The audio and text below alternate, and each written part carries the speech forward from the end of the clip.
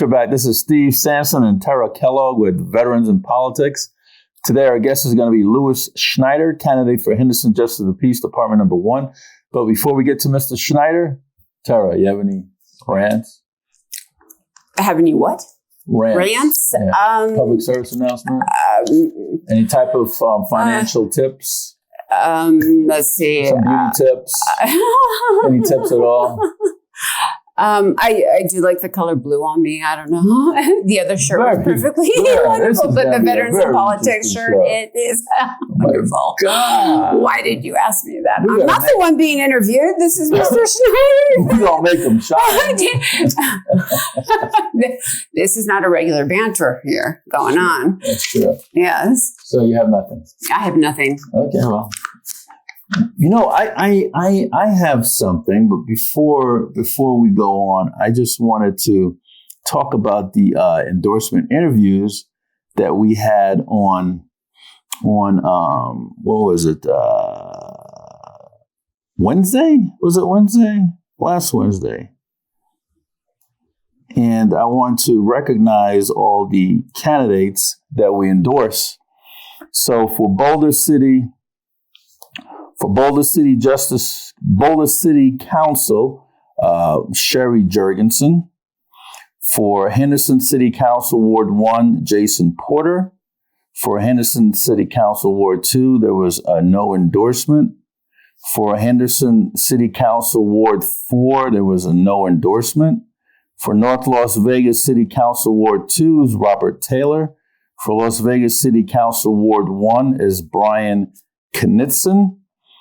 For Las Vegas City Council Ward 3 is Councilwoman Olivia Diaz. Hold on a second. That really screwed me up. Olivia Diaz. For Las Vegas Council Ward 5, Nevada Assemblywoman Chandra Summers Armstrong. And for Las Vegas Mayor, none other than Shelley Berkeley. So those are the endorsed candidates for the joint endorsement interview with all the veterans groups. And what do you think about that? I think that sounds perfect. Yeah? Yes. Okay. I think those are winners. Those are winners. Yes. I'm glad. I'm glad you agree. I know. All right. You going to vote for them? Of course. Absolutely. Mm-hmm. Okay. And I just want everybody to know that Louis Schneider is our endorsed candidate for Henderson City Council Justice of the Peace Department 1. Congratulations. Thank you. All right. And please tell us about you. Well, where would you like me to begin? At the beginning. At the beginning. Wasn't born in Nevada, but I got here as quick as I could. Mm-hmm. I've been in Nevada now since 1996. Started a business up in Lake Tahoe. Grew that to 320 employees. So I have quite a bit of managerial experience with that. Had it sold for a ridiculous amount of money, and then the dot-com stocks blew up, and things changed rapidly. And I ended up giving that place away for debt and going to law school. And climbed out of a brand new Ferrari, got in my old Dodge truck, and packed up my son and myself, and we went off to law school. And he was still in elementary school at that. And went to law school, thoroughly enjoyed law school. I had a full scholarship back in Massachusetts, and I went back to the East Coast for that first year. And I have to say, I missed Nevada. I missed the openness, the land, and New England. Things are locked down. I mean, if there's a beautiful lake, believe me, you can't go there. So it's a reservoir. Can't touch it. Can't fish in it. Can't. But out here, even though Lake Mead's a reservoir, you can fish in it, you can swim in it, you can boat in it. Please be careful. And I like that. I really missed being out west. And so I moved to transfer, which is difficult to do in law school, and walked away from my scholarship and went to UNLV over my second and third year. And I loved it. And UNLV was definitely a better school. It's a darn good law school. So been in law, passed the bar my first go around. And been doing this for almost 20 years now. Started off as a prosecutor, volunteered at the juvenile DA's office, awaiting bar results. Did that. And I think that was valuable and what time well spent. Being a single full-time father and raising my son, it's difficult to be a single parent. There's a lot going on, and it's incredible how many bags you can carry and things you can when you have a kid. And so my son, I didn't know the school system in Las Vegas because I lived up at Lake Tahoe. And so I put him in St. Viator his first year. And I'd pick him up at St. Viator, I think it was at 2:40 or 2:30 in the afternoon, bring him back to the law library, and we would sit there and study for hours and work. And so he got into the habit of studying, and I had to study because law school is not a joke. And his grades shot to the roof, and he didn't want to go to Bishop Gorman. He wanted to go to a public high school, so he went to Las Vegas High School, all the way up on Sunrise Mountain. He was in National Honor Society. He went to UNR. He graduated with honors in biochemistry, which is a really tough, the toughest major. Got accepted into medical school. Didn't want to be a doctor. I said, "You're going." He said, "I'm an adult. You can't tell me what to do." It's the first time I ever heard those words. And I failed miserably because he went to law school. And now he's an attorney and a smart kid. And I'm very proud of him.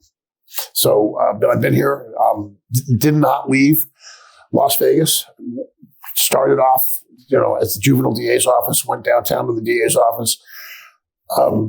Didn't stay there very long, but got some real trigger time in the courtroom and went into private practice. Been there ever since. All right. Tara. Wow. I got to tell you that, with family law, the pace that, are you going to be able to handle, the fast pace that you have in family court versus the court that you're potentially going to end up in? I mean, we're talking, it's a whole different half my practice is family law, and the other half of my practice is criminal law. And I enjoy my criminal cases. And then I, in fact, enjoy the family law cases. But the criminal cases turn over faster. And, it reminds me of a story when my son Austin was in, I think it was about 7th grade. I took him to court all day long and, said, "Hey, what do you think?" And he was like, "Look at those prisoners over there." He's like, "Nope." "You can look at him. Come on, look at him." "No, I don't want to look at him." And so, he got to sit up on the bench and met a lot of judges and did everything. And at the end of the day, I said, "So what do you think?" And he looked at me and he said, "I think if people were smart, you'd be out of business." And those are the truest words I've ever heard. I think about that all the time. You deal with a lot of stupid people there. Excuse me? You deal with a lot of stupid people there. Well, they're not there because they're, Rhodes Scholars, that's for sure. They got caught. Well, that's not. No, listen. So if you're a successful criminal, it's okay. No, It's not okay. It's only a crime if the DA picks it up. No, if the DA doesn't pick it up, that's not true. Well, I don't know. It's only a crime if the DA picks it up. Well, if you want to be, I actually have a few police reports. Nothing was done. If you want to be a police officer or an attorney, don't lie, cheat, or steal, or tolerate those that do. And that's out of the U.S. Military Academy at West Point. That's their motto. I think it's changed under the Biden administration now. No, it's not. It has not. A lot of things are changing under the Biden administration. You can't. They are. In God and country, that's out the door. Look, my father's a Marine Corps gunnery sergeant. I have a deep, abiding respect for the military and for. My father taught me it's not hard to know what the right thing to do is. The hard part is doing it. And if you do it quickly, you don't backslide. You don't get a chance to rationalize. You don't get a chance for people, "Oh, please." You just, listen, it's black and white. And there's a bright line.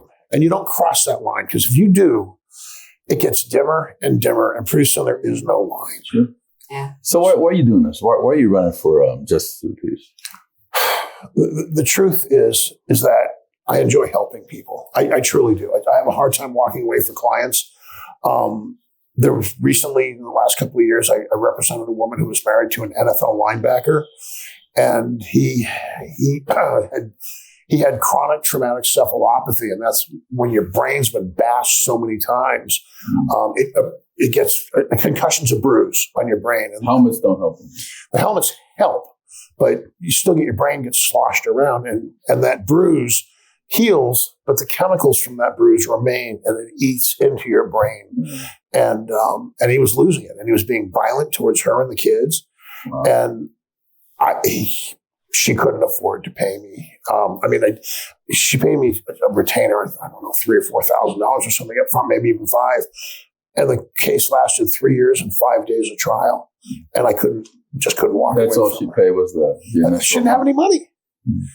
She didn't have any money, and he wouldn't pay her. How sad it is that this is the first time I have ever heard of somebody staying on the case because they felt morally obligated. It's the first time I've ever heard it. That's a little Schneider for you. It's fantastic to hear, because I got to tell you, I'm pretty jaded. Yeah, the saying is, one bad apple spoils the whole bunch. Well, we know of a couple bad apples, that are attorneys. And so you tend to think that everybody's like that. And so I appreciate that. And I'm sure she appreciates. She really did. More than she could convey. When I first met her, she was afraid of everybody. And in fact, she told me when the case was finally over, she gave me a big hug and she said, when I first met you, it occurred to me, she goes, wait a minute, I'm here in this office with this big white guy. And she said it didn't occur to her until she said, I should have been afraid, but I wasn't. And she was really suffering from PTSD. She had been treated so badly. Mm-hmm. And those poor kids also, this guy was into punishment and physical punishment. One of the kids found a gun and a shoe in the closet and was playing with it, fired it in the house. He made that kid carry a 5-gallon bucket of water around the block. And each time he went around the block, he would drop a penny in. And he had to do 100 times around the block. That's the kind of stuff. And they would make him do burpees for hours. And the kid didn't complete the 100 times around the block carrying a 5-gallon bucket of water. He finally ran away. And that's what he was doing to these kids. He bought the linebacker, the husband. He bought a puppy for the kids to try to win them over. And little girl's playing with the puppy on the floor, and he's just a puppy. And the puppy nipped the girl in the face, and he killed the puppy. Oh, my God. I mean, nobody would walk away from that. Nobody could turn that. Oh, yes, they could. I can name off a dozen right now that would walk away from it. Yeah. So you've seen a lot doing this. I've seen a lot of horrible things. Most recently, too. What about I heard about this fire captain incident.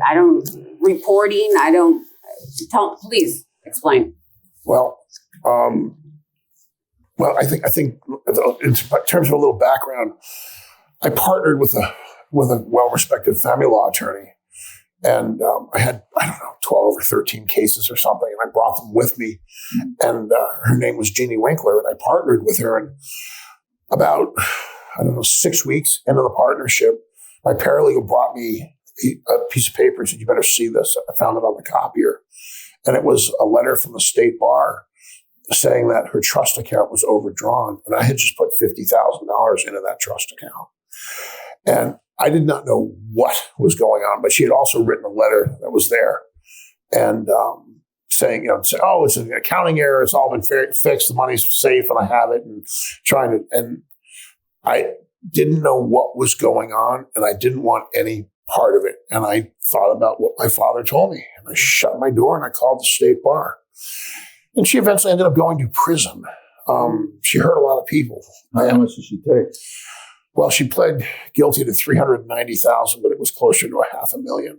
Wow. And there was a woman, and I'll never forget, she was a nice lady. Her name was Juanita Thompson. Her husband had been killed in a car accident, and Jeannie handled the personal injury case. Mm-hmm. And she stole about $120,000 that belonged to this woman. And that woman got nothing. And she lost her house, and she lost everything because of that. I was under the impression that the state bar, because they get so much money from the attorneys, that they would compensate. They gave her $50,000, but it was years later. That's all. The cap is $50,000. That's simple. Yeah. But I will tell you that Do you have insurance on that trust account or anything like that? No. Intentional accident. Did they find you responsible for part of that money? No. My name wasn't on the account. I turned her in. Rob Baer was the head of the prosecution of the state bar disciplinary committee. And Rob did a great job. He really did. Why wouldn't your name be on the trust account then? I just partnered with her. She had a trust. I hadn't opened a trust. I had a trust, and I put my money. I was bringing my cases, and I put that money into her trust, and we were just setting up the business. It was only 6 weeks in. I wouldn't be so trusting. Yeah, well, I believe I remember hearing something about this. This is way back in, but it was a long time. But I'm sure, it just depends. How did the other attorneys treat you? How did the state bar treat you? Were they appreciative? State bar was fine. What about other attorneys? Well, nobody would speak to me. Really? Nobody would speak to me for almost a year. And because they rather side with the criminal. Yeah. No, because it's not their trust account, and they didn't come knock on their door. So you're supposed to take it up the boo-boo hole. Yeah. And if it was knock on their door, it's a different story. But since it didn't knock on their door, it's okay. You shouldn't have turned her in. Basically hypocritical. For some reason, people cover for each other. And for some reason. I'm not going to do that. I think I've done. The mic is what? Bring it up. Okay. How's that?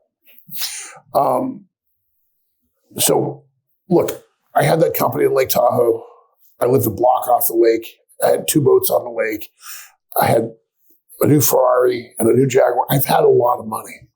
And then I've been broke. And it's easier having a lot of money, but I found out something when I lost everything. And that was, I had to take stock. What was important to me?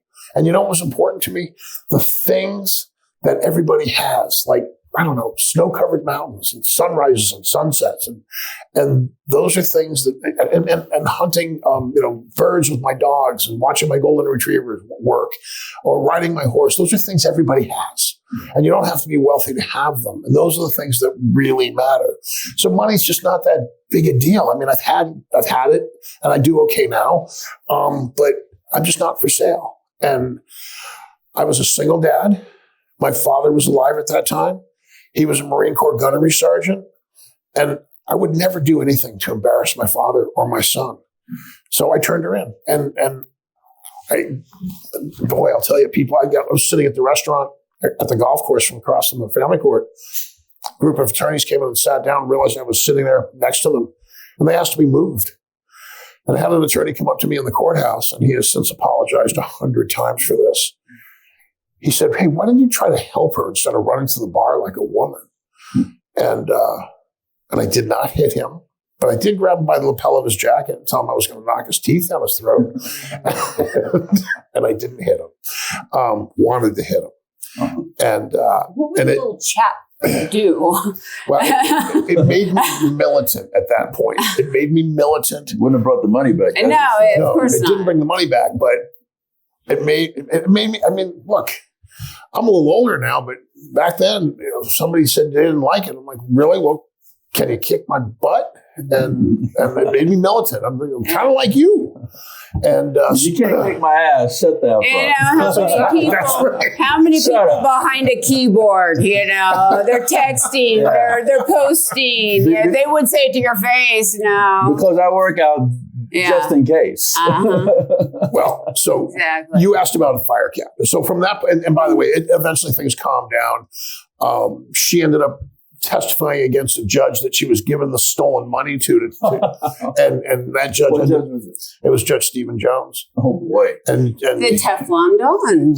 Well, not so Teflon. He ended up going to prison. Well, but for how many years were there accusations? I don't know. It's not my job. Well, not my job. I know. Years. Okay. I know. So I got militant and said, if you don't like it, I don't care. And being an attorney is not a popularity contest. And some people think it is. It's not. You have a job to do, and you have to represent people, and you have to make sure you take care of those people, and you don't steal their money.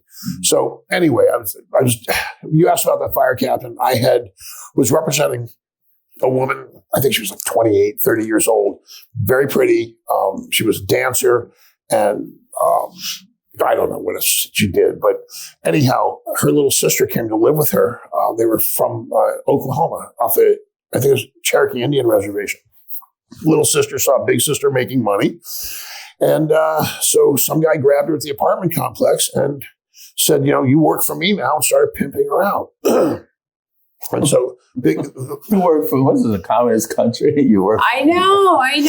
It's like, how does that happen? But I know it happens all the time. Day. I know. And it's so easy, Sex but it's like trafficking you in this town think is- that, no, it's impossible. Well, but did you hear about P. Diddy? They raided his house. I heard know. that too. And part of it was they were talking about sex trafficking. Yeah. I know. So look, this guy had the little girl, big sister had her iPad that was connected to her iPhone, and she could see text messages going out over the iPad. And hey, I have a new boyfriend. His name is Daddy, and His name is Daddy. Wait a minute. Who was it that was arrested? And in the was it Joe? I can't remember. And it says, "Who's your daddy?" In the in the police in the mugshot.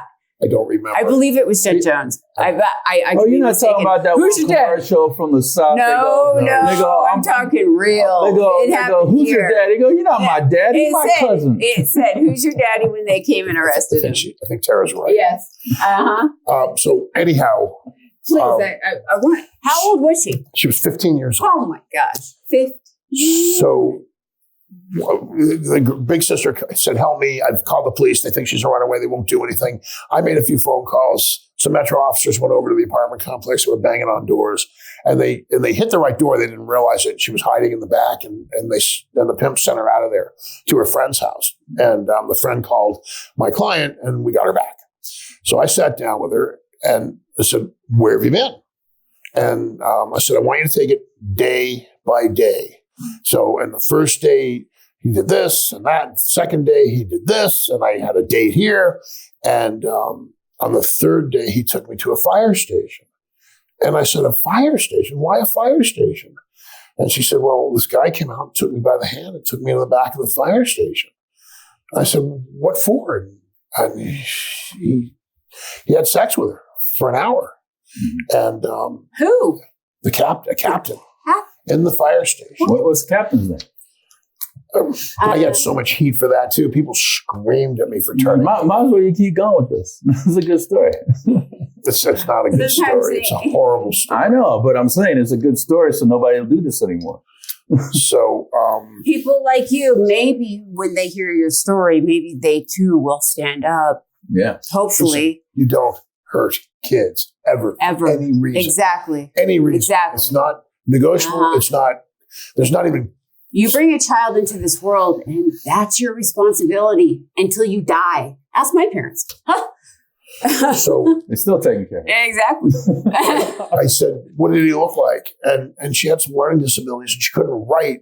I said, I want you to write this down. But she drew a picture of this guy. He had his tattoo, his initials tattooed across his chest. He had her stomach. He had barbell piercings. He's a fire captain? Yeah. And some of the things that he said to her were in her cell phone, and they were horrible. Don't come back until you can do this and this and this. And she responded with, well, I'm just learning. And he said, well, we have two different definitions of service. So What an arrogant piece of crap. So what happened to him eventually? So I sat down and I thought, well, he's a captain. I knew some guys at the FBI that I'd been helping out with sex trafficking cases. And I called them up. They were in my office in 20 minutes. And one came and he had to wait for another one because when you have an under 18 years old, you have to have two agents there at all times. So they figured out who he was and they arrested him and in front of his wife. Good. He had he had kids, but I don't know. He was coming out of a Walmart and they arrested him and they pulled up his shirt and they looked and he matched everything and they had a pretty good idea who he was from the cell phone and they tracked it. And so when they arrested him, he said, "Where's your other?" They said, "Where's your other cell phone?" He said, I don't have another cell phone. I don't know what you're talking about. And Special Agent Malaka stepped back and he called Sprint. And he got Sprint on the phone. He called into the lab and he said, "This is Special Agent Malaka. you're under a search warrant, and I want you to, do you see my phone on your screen? Ping my phone. And he said, yeah. And he said, okay, now ping the other phone. After they searched his truck, and they said, you're standing 10 feet from it. And they were like, God, what the heck? So they went back in the truck and they started really pulling on stuff. And they pulled up his cup holders. And underneath the cup, they had been cut out with a fine saw, and they were Velcroed down. And underneath that, they found the smartphone, and it matched. He had deleted nothing. They got a ton of information. Well, he was thought that nobody was going to find it. I know. It's under the cup holder. Who's going to look there? So, and he hurt that little girl badly. Really, I mean, she's a mess to this day. The family should have sued him. The federal government prosecuted the pimp. Mm-hmm. And the state prosecuted the fire captain. Mm-hmm. And they should have sued him for damages. Yeah, I guess they should have. Mm-hmm. And they didn't. She didn't want to relive it. She didn't want to do it. I spoke to him about that. They didn't want anything to do with it.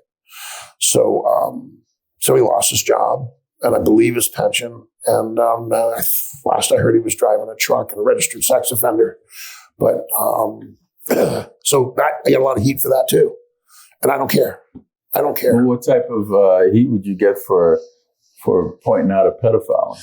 His attorney ended up being also his friend. Uh-huh. And he was screaming at me in a courtroom, you ruined his life. What's the matter with you? Why don't you mind your own business? Wow. And there was a female marshal that stood up and walked over and said, one more word out of you and I'll take you into custody. And she ordered him out of the courtroom. Who's the judge on this case? On that case, the fire captain case, It was supposed to be Bill Kephart. Good judge, good man. Mm-hmm. He was out the day of the sentencing, and he ended up getting probation. Oh, wow. But a registered sex would have hammered his ass. Oh, my God. But he was a registered sex offender for the rest of his life. Yeah. And that he didn't do no jail time? No, he was in jail for about 2 months, in county jail, I think, until his wife wouldn't bail him out, and then eventually she bailed him out. But, that one, look, I don't know. I had one attorney come over to me and say, what is your problem? You're not a prosecutor. Why are you helping them out? And I said, because I'm a father and a mandatory reporter. You're an activist. I'm not an activist. So you're a human being. You're not an alien. I'm not an activist. And you're doing the right thing. Well, do the next right thing. I don't know how many times I've said this to you know what is pretty sad commentary? When I turned in the attorney, it ended up being on the front page of the American Bar Association magazine, the ABA Journal, and it was. They wrote about the story, and then they have comments that people can write in. And the one comment that really stuck with me is a woman said, what is the big deal? He did what he's supposed to do. And we are supposed to do that, but nobody does it. She's talking about you. Me. Oh, I see. Yeah. Right. Yes. Yeah. And nobody does it. Yes, we are supposed to do that, but nobody does it. But what do you think that is? I don't know. I think in this town, there are attorneys that we don't represent snitches or informants. I think that's a holdover from the old organized crime days, I think. I don't know why anybody would say that. As an attorney, you take an oath to represent your clients to the best of your ability. And if that means that they can get a better deal by informing, that's what you have to do. But there are big name attorneys in this town that say we don't represent snitches. Wow. And they think very poorly of me for what I've done. Oh, wow. And you know what? I don't care. It's not a popularity contest. So your experience as a private practitioner, how are you going to bring that to the bench? Well, I enjoy helping people. I really do. And I realize... What does that mean as a judge? Well, that means I can touch a lot more cases, and I can help a lot more people. And you have the experience. And I have a lot of experience. Not only that, I see that not everybody needs to go to jail. Some people need to go to rehabilitation. Some people need to go get their PTSD dealt with in veterans and the veteran court program, which is an amazing program. Some people have a drug problem or an alcohol problem. We have tools that we can help fix things, or at least help people along the way. Mental health court. Henderson's got a good, they do evaluations on people all the time. And even the Justice Court and District Court has a mental health court. And I went and sat in mental health court one time just to watch. And in order to get into the mental health court program and district court, boy, you got to be gone. I mean, I sat in that courtroom and I watched the mental health court one day. And I'm sure I'll get heat for saying this, but the only thing I can liken it to was like that bar scene from Star Wars with all the aliens. I mean, people were just standing up and yelling and burping and I mean, it was just, those people need help. And I had a client that was diagnosed as with a lot of mental health problems. I couldn't get them in. They didn't have room. I couldn't get them in. We need more programs. I think we need to help people. I think, and some people do need to go to jail. So, if you're a danger to the public, you're going to jail. Is there a mental health court in Henderson? Yes. No, was there a court? No. There's a mental health evaluation, and they send them out to be evaluated. Mm-hmm. And they send them out to, and then what? And then the judge figures it out. And that's where Judge Gibson, who just retired, Dave Gibson, great judge, wonderful man. I knew him when I was working voluntarily at the juvenile DA's office. He was running drug court, and he was the head person, judge in drug court, hearing master at the time, and I ran drug court. He sounds familiar. He's a great guy. Yeah. He's a wonderful man. Yeah. Been around for years, and he's a wonderful man. And his his brother is a county commissioner. Used to be the mayor of Henderson. That's right. And his son is also a presiding judge of family court. Chief judge.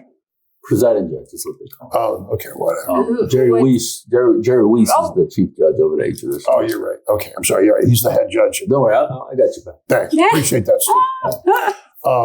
Steve. And so anyway, good man, good family, and he understands mental health. He's seen it, and he understands the drug problems, and.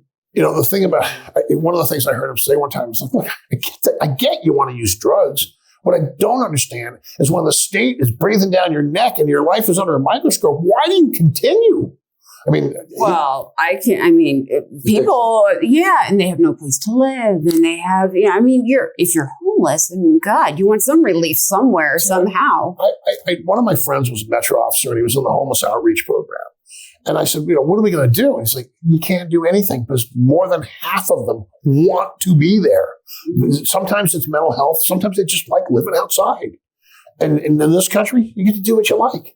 Well, but I think that a lot of them would rather be somewhere with a roof and some walls. Less than half. I think less than half. Well, that's half that needs to have a home. Right. Home. So they're not doing drugs. So that when their kids are around, they can be normal. They can be coherent. I think what a judge brings to the bench is life experience.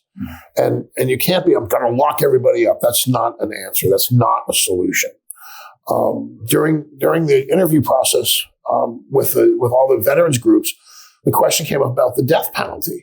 And before I went to law school, I'm like, well, we should, definitely have the death penalty. Well, slow down. So many people have been taken off of death row, like 250, 300 people so far, more. And so we've made mistakes. Mm-hmm. And it costs more to put someone to death than it does to warehouse them in prison for the rest of their lives. And that's because of all the costs involved with appeals that kick in and all the court time and the attorney time. I think we should, maybe have a new standard. The standard to convict someone is beyond a reasonable doubt. The standard to execute someone should be beyond all doubt. And that's a higher standard. And I can't say I disagree with the death penalty completely. Sometimes it should apply, but very rarely. And we're one of the few countries that still put people to death. Well, Mr. Schneider, I really enjoy your stories. Thank you for coming on. Appreciate it. We're done. Yeah. Or time flew. Time flew. Do you have any other questions that are? I just wanted to speak a little bit about, we seem to be in a state of, we're picking up the pieces after the bad event happens instead of prevention. How about prevention? If there's domestic violence in the house, let's have somebody come in, evaluate, help help somebody. Prevention, instead of finding out that that woman got off work and was shot while she was trying to get into her car with her 3 kids watching. Tara, the problem with domestic violence is that it's something that happens slowly, and it's typically women are the victims, and it happens over time. And these guys, they're insecure, and they try to take away your friends and isolate you, and slowly they beat you down, and slowly women lose their sense of balance and their sense of direction, and they don't, where are they going to go? They're afraid, and they have control. That's just it. There's nowhere to go. Are you going to go to a shelter with your children? Yes. Like they don't want to be in a shelter. No, right. They don't want to be in a shelter, and they don't really want to ask for help until it gets to that. You have something predictable when you're at home. Until it gets to that point. So what can we do for prevention? Here's what I'd like to do. I'd like to see kids spend more time going to the courts and viewing what is going on and have some exposure to what happens. I mean, kids don't have any idea what the legal system's about. They don't teach it. Yes, you are correct. You are, you know what? Even younger than teenagers. That's right. When I brought my son they should have a criminal justice class in high school at least. Right, exactly. And but things have changed so much with kids. But they need to know what happens if you don't play by the rules. They need to see that there are consequences. And see, when I had my son, I'm like, look at those guys in chains. He didn't want to look. He was afraid. He didn't want to see it. And I think it had a big impact on him. And I think that we need to have those types of programs. I think we should start early. And I volunteered to go speak to kids in school. And things have changed so much. I mean, I had a classroom full of kids, maybe 50 kids in there. I said, how many can you guys can't wait to get your driver's license? 3 hands went up. Nobody wants to drive anymore. Nobody. My daughter. Where did this come from? My son just got his driver's license. He's 29. I could not wait to get my driver's license. I still like cars, and I still have, And now I don't want to drive anymore. I want a chauffeur. Yeah. I always thought that I would have a chauffeur. Well, Mr. Schneider, time. Wait a minute, one more. No. You can ask me anything you want. No. Go ahead. You messing with me? A little bit. Okay. Mr. Schneider, Mark is going to zoom in on you and tell people why in Henderson, relate to the Henderson folks, why they need to go to the voting booth and vote for you and your point of contact. Again, my name is Louis Schneider. I am running for Justice Court 1 in Henderson. I want to be a judge, and I want you to vote for me because you can count on me to do the right thing to the best of my ability. I'm not for sale. I won't compromise. I won't cover. And I believe with my life experience, with business, with being a single full-time dad, with all the things that I have been through, I believe I can bring that to the bench and I can make a difference in the court. Now, my opponents in this race, they're all good people too. But I don't know that anybody has had the intestinal fortitude to stand up and turn people in. And I've done that. I don't go looking for trouble, but I've done that when I know that it involves children or it happens on my watch. And I will not ever be compromised. Well, thank you so much, Mr. Schneider. Steve. Thank you, Ms. Kellogg, for being on the program. You're very welcome. Okay. Folks, that's Louis Schneider, candidate for Henderson Justice of the Peace Department 1. We have endorsed him. We have our utmost confidence in this man. And you put him on the bench, he'll do a really, really good service for the citizenry of Henderson. This is Steve Sampson, Tara Kellogg with Veterans in Politics. Until next time.